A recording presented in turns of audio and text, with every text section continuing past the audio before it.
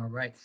Hello, everyone. This is another episode of Conversations with Rob, now Fire Breathing Rob here, and this is a progressive, it's a progressive political podcast, but we also do many other issues. We've done lifestyle, issues of disability also. So I appreciate everyone for listening, and please subscribe. We're trying to build a followership.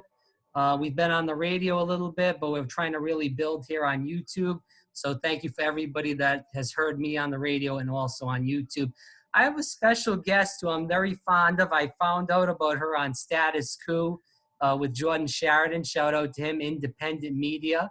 And this is Councilwoman Tara Samples. She, some people that are in the political circle will know from our great swing state of Ohio. She ran for lieutenant governor in 2018 and is also a councilwoman in Akron. And she's also a big Bernie Sanders supporter and delegate. And I appreciate all you've done for the city of Akron, Councilwoman, and also all you've done for the senator and for the progressive movement in general. And thanks for taking time out of your busy schedule for coming on the program. Oh, absolutely. Anything I can do to help get our message out, I'm all for it. Thank you, Councilwoman. So let's first tell the viewers, and I talked a little bit about you, but a little bit about you and growing up, if you could, for the viewers, please, Councilwoman. Yes, so I'm born and raised here in the city of Akron, have lived here my entire life, was a teen mom, and you know, a lot of people wrote me off because I had my children early. But I always knew I wanted to be in the legislative aspect in life. And so I did the things necessary to be able to live my dreams out loud, working hard for other Democratic candidates since I was 17 years old, up until 6 years ago when I decided to run for city council. And I tell this story all the time, and people just don't know what to say about, you know, I've helped get so many different Democrats elected to office, judgeships, council, executive branches, state representatives, whatever you want to name it. But when it came time for me to run, those very same people that I helped get elected, they were nowhere to be found. Nowhere. Go figure. Of course, yeah. It's really sad that happens, and I wanted to get into this later, but since you brought it up, you know, we talked a little bit about the presidential race in the opening monologue, but I want to talk about this. You just spoke about, you helped all these people get elected, worked your butt off to do this, and they don't return the favor in return when you're running for office. Oh, you know, we see this with the progressive movement. We've seen AOC, Ilhan Omar, Rashida Tlaib, to name the few that have really won and helped sweep the progressive movement along with Senator Sanders. Also saw Nina Turner, who you're friends with. These are people that get consistently screwed by the Democratic establishment, such as yourself. They work their butts off for all these people. Bernie Sanders did over 30 some odd rallies for Hillary Clinton, and they say that he didn't do anything. They said his supporters sat home when his supporters all went out and voted for Hillary Clinton. Right. Hillary Clinton's McCain went for McCain more so than the Bernie supporters went for Hillary for Donald J. Trump. So why do you feel that is that? When the shoe's on the other foot for the progressives that need the help getting into office, they go with their establishment people and they don't give a damn about people that are progressives. Yeah, you're preaching to the choir. And it's unfortunate because I think that there is enough room in this space for each and every one of us. And we all share a common goal, and that is for the people, by the people. But I just think that we dig a little deeper than that. It's more than just being for the people and by the people. Well, what are you going to do for the people? Those talking points are good, but you've got to put action behind those talking points. So now that we're putting action behind the things that need to really happen in this country to help people the right way, this is not about giving free stuff away. It's about helping people in a very, very strategic way, instead of us constantly just using them as talking points, and then when it comes down to doing something, nothing happens. And I think that's what separates us greatly. I agree 100%. So I want to talk more about you. Since you brought that up, I wanted to talk about that.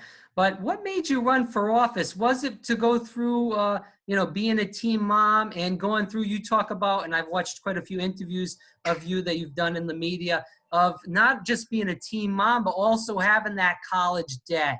You know what, people like me that are young people like me that get out of school, and you see it up in the Midwest as far as where I am in Florida and where I'm originally from in Rhode Island too. We get out of school, it's tough to find a job, a good paying job, not like my parents and my grandparents had where they had that pension. And I know Senator Sanders and Senator Turner talk about this all the time, that we don't have those kind of opportunities that Right. our parents and our grandparents had. Is that what made you want to run for office and try to make a change in the city of Akron? Since I can remember, I've always wanted to be in the legislature, always. I originally wanted to be an attorney. In undergrad, I worked at the law school during my undergrad studies, and it just wasn't something that I thought it would be. When I watched a lot of these young men and women who, work their tails off, get a C-, and then you're told you can't come back. And I'm like, whoa, wait a minute. Here I am, I'm a young mom. And I just, that I really thought long and hard about how that looked long term for me and my objective to getting, to my purpose. And I just went a different route. I was actually a bailiff for almost 8 years, working in the court system. And that just really just pushed me even more to want to go into the legislative branch of government, because I saw some things within that system that I did not like. I did not like that everyone who seemed to come in front of me looked just like me, and their sentences seemed to be a little more disparaging than those who did not look like me. And I said something needed to change, and that's when you have to start looking at ordinances and laws and legislation and how you change those things, where those who I felt looked like me were getting,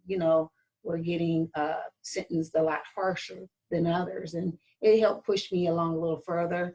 And a little faster than I thought. And, I just believe this is the space that God would want to have me in, because I've been able to do some great things for not just the ward that I represent, but for the city as well. And, I'm running for lieutenant governor alongside with one of the very first progressives, Dennis Kucinich, and being able to have a voice to lend to some causes that a lot of times have been ignored. I think it just confirms my reasoning for wanting to be in this space.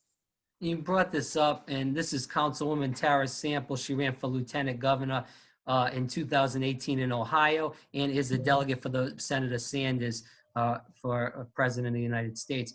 I interview a lot of people that are running in brand new Congress, Our Revolution, a lot of young progressives. You brought up about African Americans. Why don't we see a more African Americans running for political office? Do they feel like it's just everything stacked against them, whether it's criminal justice reform, police, basically going after African Americans and Hispanics, and they just have no faith left in the political system, that they feel like if they're, and we see this not just with African Americans, but Hispanics and whites too. If you're a progressive, you get screwed regardless whether you run or not. Do you feel like that's why not a lot of Black Americans aren't running for political office? Yeah, that's a big part of it. And a lot of it has to do with support. It's good when you're supporting them, but when it comes time for them to return a favor, a lot of times it's just not there. You don't raise the same money that they raise. People will tell you how hard an area is you're running in, unless it's been specifically cut for an African American. It's almost like they discourage you in every aspect.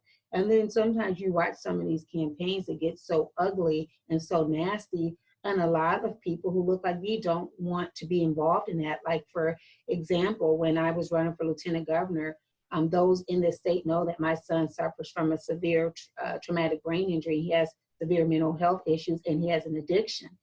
And during my election, they used my son's illness against me. And I will say the beauty of it is what it did was it allowed me to have an honest conversation about mental health and addiction, and what they meant for evil turned around for good. But just to watch them try to spin something that I had already been so passionate about even before I ran, it was very disheartening. And I think a lot of young candidates, they worry about that. Are you going to use something that, is so minute to us, but, a lot of the older guard, they don't know how to handle that. But if they've not paid attention to what's going on in this country, not just the age of 17 to 29, but up to through our 50s, they want something different. They're hungry for it. They want someone who's really going to implement change. And, everyone wants to use the scary democratic socialist tag to try to scare people, but it's not working because people are sick and tired. And if they would actually pay attention, the reason why Mr. Trump got elected is because he was different than what they were used to. And they wanted that. God knows he has done a horrible job in this country, but they were hungry for something different.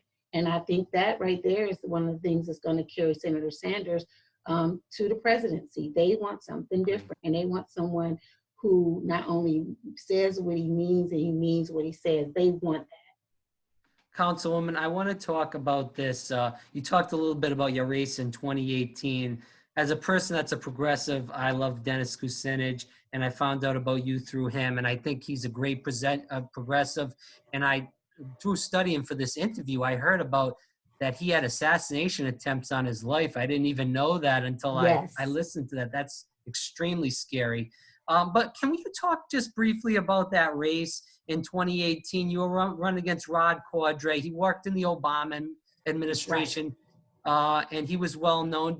Why do you feel like you guys who are progressives, Dennis Kucinich was the mayor of Cleveland for a while, also a congressman, you're in the community as being from Akron, another big city in the state of Ohio.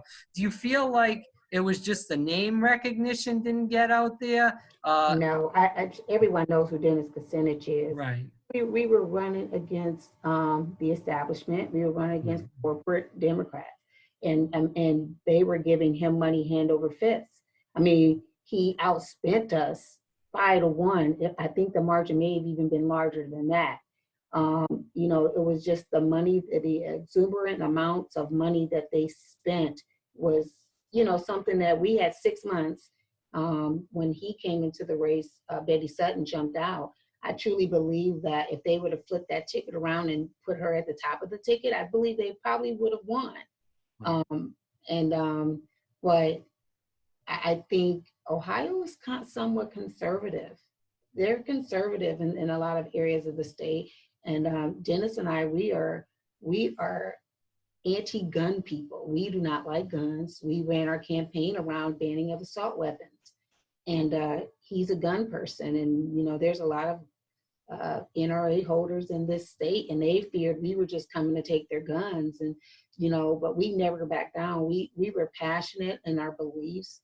And I was proud to run with someone that I didn't have to worry about wavering from that, because I think that is very important. And I think we both learned a lot about the state, a lot about people who actually had in the beginning voted for Donald Trump. And we learned a lot about what it's going to take to actually beat him in this state. And we're, being able to have that knowledge from 2018 and to utilize it right now. And as we talk to people in those rural communities, it's definitely been of help to us. But Councilwoman, do you feel like there was propaganda used against Dennis Kucinich? Oh, absolutely. We talk about his record, and I believe in it. I know you do also. But they use that pro-Assad crap. Yeah, they really use that against him, and it was unfortunate. And then they also they used old clips and footage of President Obama to make it appear as if he had endorsed in this race, and he hadn't. Same thing Bloomberg's doing right now. He used old stock footage to make it appear as if, but it worked. And, and I knew President Obama hadn't endorsed him. I was a delegate for President Obama. It was just like, he did not endorse in his race, but it became a battle where they spent all this money on television and showing these clips, and within my community, it worked. People really believed that he had endorsed them. Right, I agree. And that's really sad that you guys didn't get in, because Ohio needs somebody that's a progressive fighter in there, not the junk that's in there now. Yeah. But I won't get you started on that. Yeah. Can you talk about the issues you're fighting for in the city of Akron, LeBron James's city? Right. So right now I just passed a resolution that I'm hoping will become a city ordinance, and it's from the Crown legislation where individuals can't be terminated based off of their choice of hairstyle. Like I wear my hair natural, and right now there's no protections for people who wear natural hair. If you have dreads in your hair in this state, you can actually be fired for it, and no recourse happen. And these are kind of archaic things that we have to really work on here, not just in my state, but across the country. Like, what do you mean I can be fired because of my choice of hair? And right now there's 22 states that this legislation is pending in. I think there's only 4 states who've actually passed this, California being the most recent. So that's one of the biggest things that we're working on right now. And just really trying to work on economic development. Our mayor just launched a program to help entrepreneurs open up businesses and helping them through the process of making sure they have business plans and a business model so they can be successful. So that is really encouraging to see that happens here. So those are 2 of the main things that we're working on. But again, crime, doing something about the gun violence in this community that we definitely have to work on. I want to talk about this because you mentioned guns when you were running in 2018. I forgot the boy's name that died, the African-American that died in Cleveland a couple of years back. Rice. Tamir Rice, yeah. Mm-hmm. That had there was the plastic gun. It was a fake gun, and they shot him dead. We see that all over the country, and we talk about police violence. I had a person that's running against Bobby Rush, Robin Emmons, in Chicago, and he talked about that as a big part of his platform running against Bobby Rush. What is going on with the guns as far as Cleveland and Akron, Columbus? Is there a big issue with guns in on the streets over there also, as there is in Chicago and other places? Well, Chicago, it's its own. It has a life of its own there. Right. But we have an influx in gun violence here in our city, and we have a high homicide rate. We have a lot of cases that have not been solved because a lot of young people just don't want to talk. You know, one thing that I've done with my residents is I have conversations with them in town hall meetings, and I tell them all the time, no one never wants to talk until it affects them. And just as if you're saying you don't want anything to do with it, you don't want to be involved in it until it happens to you, then you guys want everybody to speak up. I said, this is not about being a snitch. The only thing that we gain from this is getting someone off the streets that needs to be off the streets. You know, there's nothing wrong with gun ownership. There's nothing wrong with it, but you have to own it the right way. When you've got young people 14 and 15 with guns and they're scratching serial numbers off of it, that's a problem. There's no way a gun should be in the hands of a 13, 14, 15-year-old at all. And those are the ones that we have to worry about. It's not the sensible gun owner that we have to worry about, but a sensible gun owner should feel comfortable enough with registering their guns with that municipality. So then if someone breaks in your house and there's a gun missing, we already have a log of where, if we find a gun, where it came from. And I don't understand what the apprehension is to there being a database where you register your guns. I mean, there's some people where we had a case last summer when they went in the house, someone had broke in and the resident had over 16 guns. Why do you have 16 guns? Yeah. That to me that makes no sense. My dad was a veteran. Yeah. We never saw a gun in our house. Never ever saw a gun in our house. I watched a boy on our front porch when we were teenagers get shot because they were playing around with a gun. And I've never liked guns. I, talk to my kids about it all the time. And I said, one error in judgment could cost someone their life and your life. No, I agree. Thank you for telling that story. Yeah. I want to talk about this. We talk about jobs, and Donald Trump runs around the country and says, oh, he's bringing back all these jobs. I'm in Florida. I'm in Orlando. We're right near Disney. There are jobs coming back, but they're the low-paying jobs. It's the minimum wage jobs. Our minimum wage is $8 some odd. So, yeah, those jobs are coming back, but those jobs aren't going to help me make a family, help me pay for health care, and we could go down the list. We talk about college debt, too. We can't pay for any of that stuff with those low-paying jobs. What do you see in the Midwest? We talked about manufacturing coming back. I know Senator Sanders has a plan for that, and as far as that goes. But Wes, what do you think about that? With Trump's running around saying the economy's great, the stock market's up. We all know most people aren't in the stock market, so Right, it's just a right. lot of fluff and no stuff. But can you talk about what's going on in the Midwest as far as manufacturing jobs? Well, as you know, up in Youngstown, they had closed the Lordstown plant, and now they have another manufacturer that's going to be coming in there to build some components for automatic vehicles, I do believe. I will tell you, here in the city of Akron, we are building a Amazon at an old place that used to be called Rolling Acres. They're going to be bringing in about 3,000 jobs. We got a lot of flack about Amazon coming in here, but those jobs are going to help a lot of people. However, they have to pay taxes. I mean, just to be up there, just going into these cities and signing 5-10-year deals, and they don't pay any taxes. To me, I think it's shameful when you have people who are barely getting by. I do commend him on raising his minimum wage to $15 an hour, but that was because of Senator Sanders. It was because of him pushing that he did it, and I commend him on stepping forward and doing that. But you still have to pay your fair share. If you and I are paying taxes and we're in the $30,000, $40,000, $50,000 bracket, you're going to tell me you're a billionaire and you're paying no taxes? Yeah.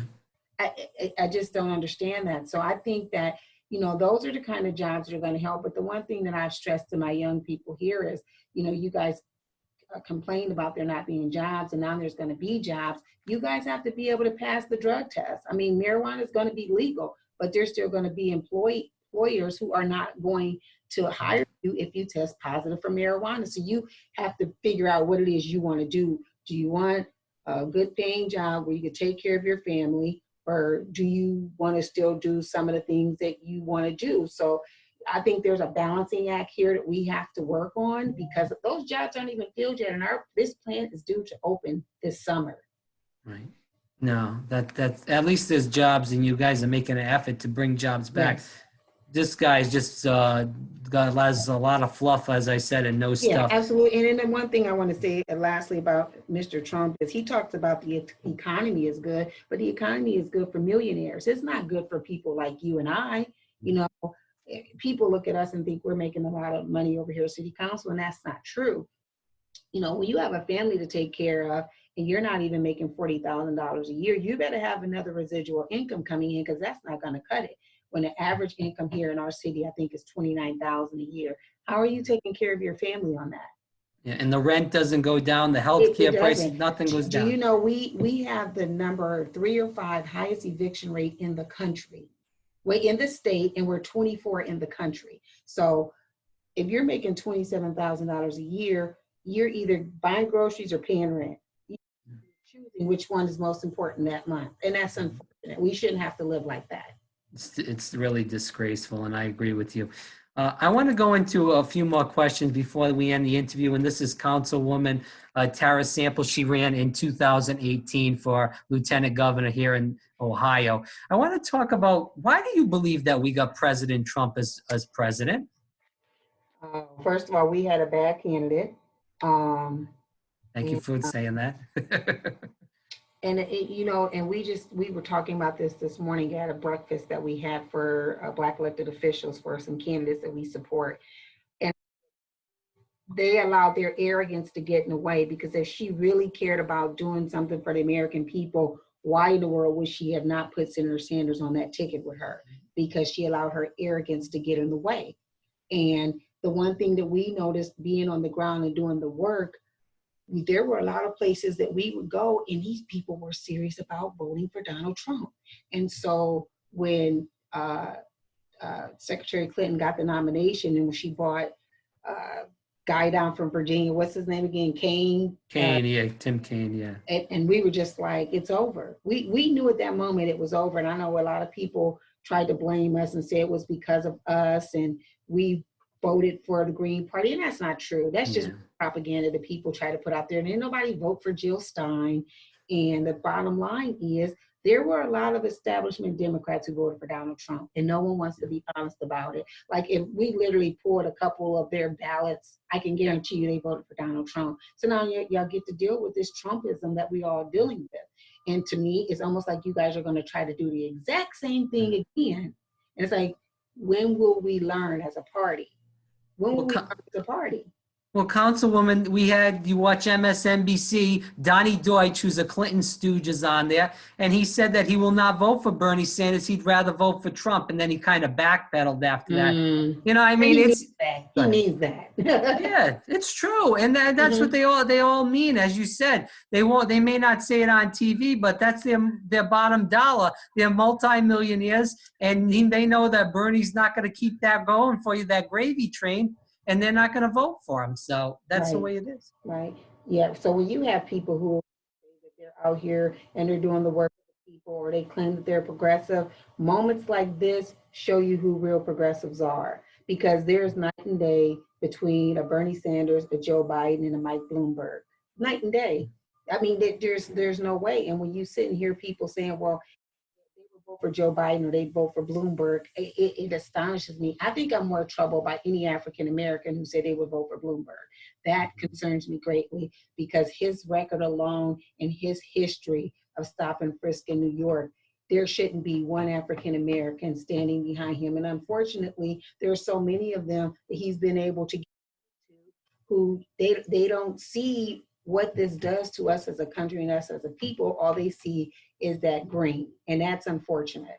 Well, what's the difference between Donald Trump and Mike Bloomberg? They're both billionaires and racists.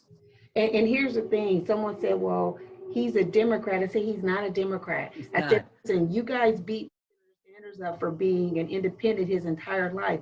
Mike Bloomberg has been a Republican, an independent, and when he decided he wanted to run for president, he became a Democrat. I say he's not a Democrat. This man has been friends for 40 years. I don't know why people think that they're not friends still, because they are.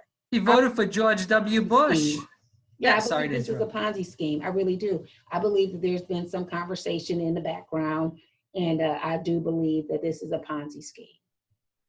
Well, let's talk about that as we end the interview with a few more questions about the election right now. So let's talk about 2020. We just saw Pete Buttigieg drop out of the race. Yeah, we call him Wall Street Pete, and he's a slimy guy. I don't even know but my thing is, and this is what I want to know what you think about this. I believe there's a deal in the back room. That's why he dropped out, because absolutely. Yeah, to me, he looks like an egotistical maniac up there. The way he talks, the way he goes after Senator Sanders. I mean, he's just crazy to me. And there's got to be a deal between Biden, Warren, and all three of those people. Well, even with Klobuchar, because I can guarantee you after tomorrow, you'll see Klobuchar come out of the race. They specifically said on air that they want Klobuchar and Warren to stay in the race because they know that Senator Sanders is going to run the numbers up in their states. Absolutely. I do believe that Bloomberg at some point will try to get Klobuchar to run with him, if not Stacey Abrams, who's already sold herself out to him. I do believe that will happen. I do believe that Biden, everyone keeps thinking he's going to pick an African-American woman. I do not believe that. I think his way of getting to Kamala Harris is to promise her that he's going to put her on the Supreme Court. But the thing about it is you still got to get her confirmed, and that's not going to happen, even if you were the president. So I think they're all making deals, and this is really about them just consolidating the moderate party is what they're doing right now. They're consolidating against Senator Sanders, and I truly do not believe it's going to work. I do not believe it's going to work. Councilwoman, why did the Democrats keep playing identity politics, pick this woman, pick this black woman, and then they think that people are just going to vote because they're black or they're Hispanic or they're white or this and that?